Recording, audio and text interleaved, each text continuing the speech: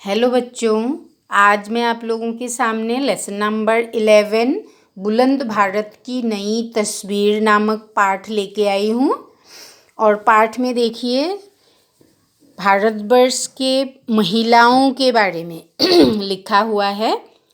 तो प्राचीन काल में आप लोगों को तो पता है, प्राचीन काल में भारतवर्ष के महिलाओं को पढ़ाई के लिए बाहर नहीं जाने देते थे, फिर किसी भी काम के लिए बाहर नहीं जा पाते थे। लेकिन धीरे धीरे क्या हुआ, लोग बदलने लगे, लड़कियों को पढ़ने के लिए भेजने लगे। और आज हमारे देश की महिलाएं पुरुषों के कंधे से कंधे मिलाकर चल रही है। इसीलिए यहाँ कुछ महिला खिलाड़ियों के बारे में आप लोगों को जानकारी दी जा रही है। और पाठ के सबसे ऊपर कुछ लिखा हुआ है, देखिए पढ़ के सुनाती हूँ मैं। यहाँ लिखा है, पिछले कुछ वर्षों में भारत की महिलाओं ने पुरुषों के साथ कंधे से कंधा मिलाकर भारत को बुलंदी की चरम सीमा पर पहुँचा दिया है। आज वे डॉक्टर, इंजीनियर, वैज्ञानिक, अध्यापक, अंतरिक्ष यात्री, मैनेजर, अभिनेत्री आदि बनकर विभिन्न क्षेत्रों में प्रसिद्ध हो गई है। वे निरंतर प्रगति पथ पर आगे बढ़ रही है, मतलब उन्नति के पथ पर आगे बढ़ रही है। उन्नति के नित नए शिखरों तक पहुंच रही है। प्रस्तुत पाठ में भारत की तस्वीर बदलने में महत्वपूर्ण भूमिका निभाने वाली कुछ भारतीय महिलाओं के बारे में पढ़ें। ठीक है बच्चों, सबसे पहला नाम है पी.वी. सिंधु। आप लोगों को तो पता ही है, बैडमिंटन की खिलाड़ी है पी.वी. सिंधु। तो बैडमिंटन में भारत की नेशनल चैंपियन रह चुकी पी.वी. सिंधु ने 19 अगस्त 2016 को ब्राज़ील के रियो डी जेनेरियो में आयोजित ओलंपिक खेलों में रजत पदक जीतकर इतिहास रच दिया। मतलब उससे पहले किसी ने भी यह पदक नहीं जीता था।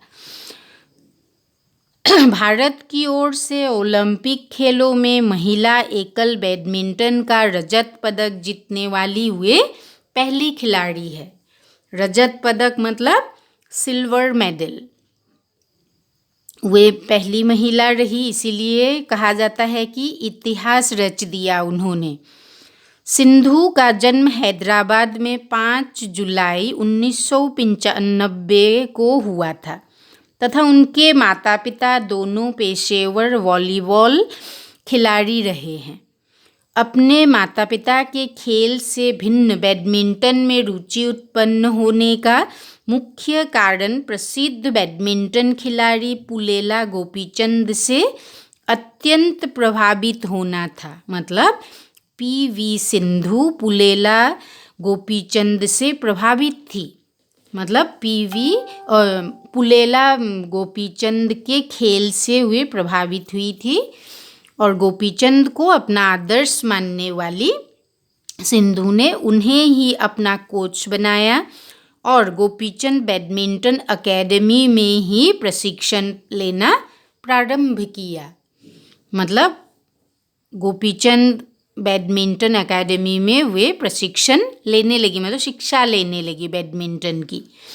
MBA की छात्रा रही पी.वी. सिंधु अत्यधिक परिश्रमी है तथा रोज सुबह 4:15 बजे, मतलब 4:15 में बैडमिंटन का अभ्यास करती है। तब से देखो, उन्हें वर्ष 2016 में भारत के सर्वोच्च खेल पुरस्कार राजीव गांधी खेल रत्न से सम्मानित किया गया है। उन्हें पद्मश्री सम्मान भी प्राप्त हो चुका है।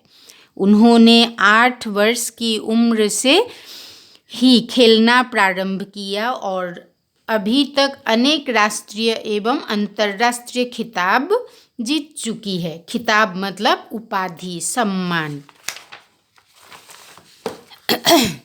अब आया साक्षी मलिक। अच्छा, उससे पहले मैं पी.वी. सिंधु वाला मतलब पूछना चाहती हूँ, आप लोगों को समझ में आया या नहीं। वो अगर आ गया है तो मैं नेक्स्ट मतलब साक्षी मलिक के बारे में समझाना चाहूँगी या बताना चाहूँगी। हरियाणा के रोहतक में 3 सितंबर 1992 को मतलब 1992 को जन्मी साक्षी मलिक ने ब्राज़ील के रियो डी जेनेरियो में आयोजित ओलंपिक 2016 में कांस्य पदक जीतकर भारत का नाम रोशन किया। कांस्य पदक मतलब ब्रोंज मेडल। 58 किलोग्राम मतलब 58 वर्ग के फ्री स्टाइल कुश्ती में कांस्य पदक जीतने वाली साक्षी मलिक अत्यंत साधारण परिवार में पली बढ़ी है। परिवार अत्यंत साधारण थी, इसका मतलब बहुत धनी या फिर पैसे वाले नहीं है। उनके पिता श्री सुखबीर मलिक दिल्ली परिवहन निगम में बस कंडक्टर है। मतलब दिल्ली की जो सरकारी बस है उसमें कंडक्टर की नौकरी करते हैं, वे सरकारी नौकरी है। जबकि माँ श्रीमती सुदेश मलिक एक आंगनवाड़ी कार्यकर्त्री है, मतलब आंगनवाड़ी में नौकरी करती है। साक्षी मलिक के कोच ईश्वर दहिया है, जिनके मार्गदर्शन में वे अत्यधिक कठिन प्रशिक्षण प्राप्त करती है। ओलंपिक 2016 में पदक जीतने से पूर्व साक्षी मलिक वर्ष 2014 में राष्ट्रमंडल खेल में रजत पदक तथा वर्ष 2015 में एशियाई चैंपियनशिप में कांस्य पदक जीता। मतलब राष्ट्रमंडल खेल मतलब नेशनल खेल में रजत पदक जीता। फिर एशियाई चैंपियनशिप एशियन गेम्स, इसका मतलब उसमें कांस्य पदक मतलब रजत पदक मतलब सिल्वर मेडल और कांस्य पदक मतलब ब्रोंज मेडल। वर्ष 2016 में खेल के क्षेत्र में उल्लेखनीय योगदान के लिए साक्षी मलिक को बैडमिंटन खिलाड़ी पी.वी. सिंधु, जिम्नास्ट दीपा कर्मकार एवं निशानेबाज जीतू राय के साथ भारत के सर्वोच्च खेल पुरस्कार राजीव गांधी खेल रत्न से सम्मानित किया गया है। तो समझ गए बच्चों। तो फिर अब नेक्स्ट साइना नेहवाल। आप लोगों ने ये सब नाम पहले ही सुना है कि नहीं? लेकिन अब हम थोड़ा विस्तार से मतलब पढ़ेंगे और लिखने की कोशिश करेंगे। यहाँ देखो, साइना नेहवाल एक ऐसा प्रसिद्ध नाम है जिसे आज किसी परिचय की आवश्यकता नहीं है। प्रसिद्ध भारतीय बैडमिंटन खिलाड़ी साइना नेहवाल का जन्म 17 मार्च 1990 को हरियाणा के हिसार शहर में हुआ था। आज इतनी प्रसिद्धि के पीछे साइना की कड़ी मेहनत है, मतलब बहुत मेहनत करती है साइना नेहवाल। आज इतनी प्रसिद्धि, वे अभ्यास के लिए प्रतिदिन 4 बजे उठकर अपने पिता के साथ घर से 25 किलोमीटर दूर स्टेडियम में जाया करती थी। 2 घंटे अभ्यास करने के बाद उनके पिता उन्हें विद्यालय छोड़ दिया करते थे।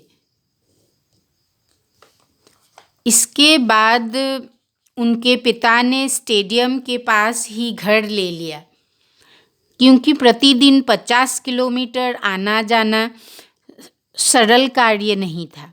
परिवार का खर्च अत्यंत कठिनाई से चलने पर भी पिता ने उनके अभ्यास को जारी रहने दिया। मतलब परिवार कठिनाई से चला रहे थे, लेकिन फिर भी अपनी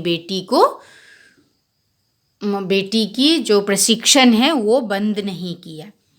सन 2006 से वे अंतर्राष्ट्रीय स्तर पर खेलने लगी और उसके बाद उन्होंने अनेक प्रतियोगिताएं जीती। वे वर्ल्ड जूनियर चैंपियनशिप जीतने वाली पहली भारतीय महिला बनी। देखो, उन्हें सर्वोच्च खिलाड़ी सम्मान व भारत सरकार द्वारा राजीव गांधी खेल रत्न पुरस्कार प्रदान किया गया। साइना ने अपने अद्भुत प्रदर्शन से दिखा दिया कि सफलता के लिए कठिन परिश्रम के अतिरिक्त अन्य कोई मार्ग नहीं होता। आज पूरा भारत उन पर गर्व करता है। देखो, उन्होंने मतलब इस तरह से खेला, देश का नाम रोशन किया, इसीलिए भारतवर्ष गर्व करते हैं उन पर। उसके बाद आता है कल्पना चावला। नाम सुना है आप लोगों ने, है कि नहीं? कल्पना चावला अंतरिक्ष का वह जगमगाता सितारा है जिसने भारत का नाम रोशन करने में महत्वपूर्ण भूमिका निभाई है। मतलब अंतरिक्ष का जगमगाता सितारा उन्हें कहा गया है और उन्होंने भारतवर्ष का नाम रोशन किया। कल्पना चावला का जन्म 1962 में हरियाणा के करनाल शहर में हुआ था। कल्पना बचपन से ही कर्मठ एवं बुद्धिमती थी। कर्मठ मतलब कर्म करने में विश्वास रखने वाली, बुद्धिमती मतलब जिसमें बुद्धि है।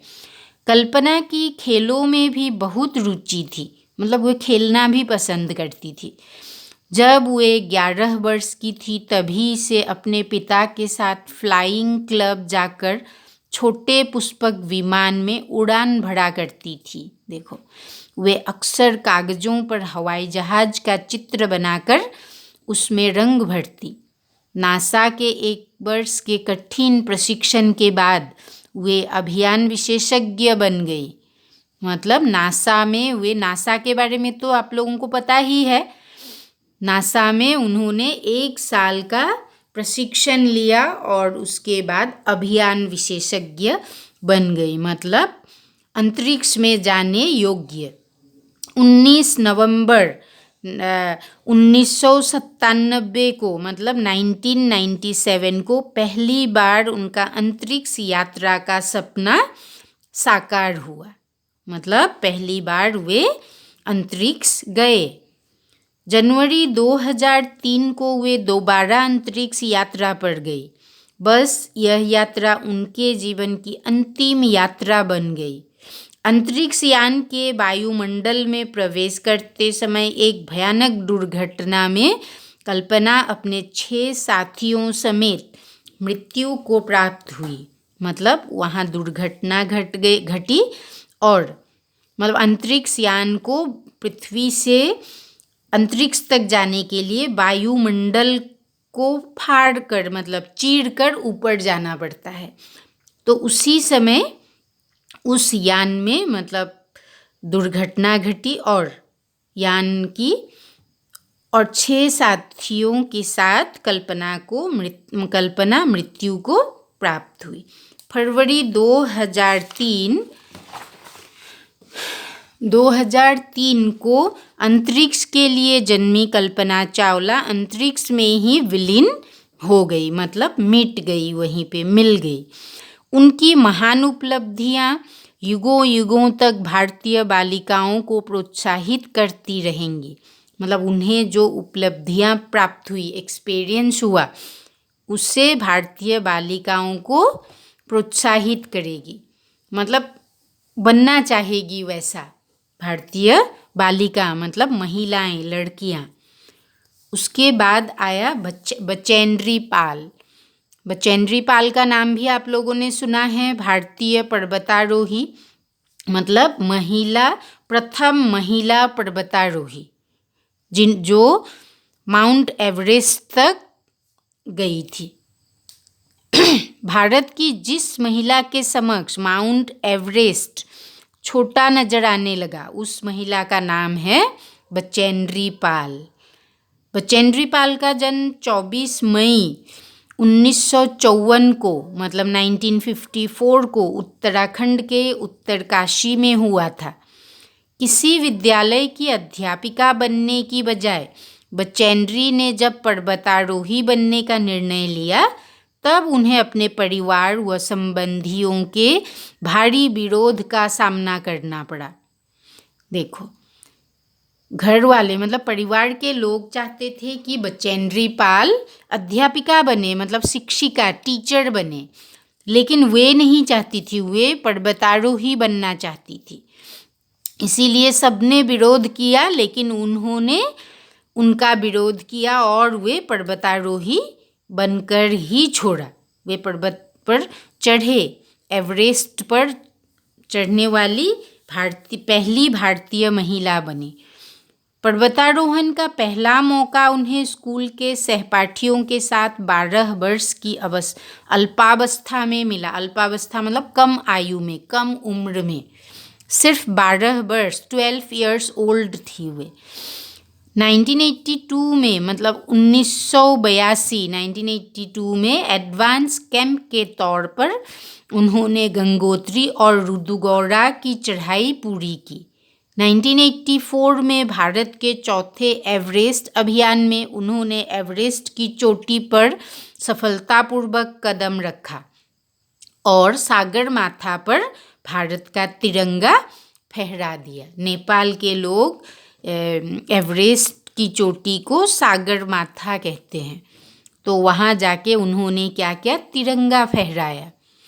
इसी के साथ एवरेस्ट पर सफलतापूर्वक कदम रखने वाली वे दुनिया की 5वीं व भारत की पहली महिला पर्वतारोही बन गई। मतलब तब तक भारतवर्ष के कोई महिला एवरेस्ट की चोटी तक पहुंची नहीं थी। वे सबसे पहली महिला है भारतवर्ष के और दुनिया के 5वीं। मतलब पूरे पृथ्वी से बचेंद्री पाल से पहले भी मतलब 4 महिलाएं एवरेस्ट की चोटी तक जा चुकी थी। ठीक है बच्चों, आ गया समझ में भारतीय कुछ महिलाओं के बारे में।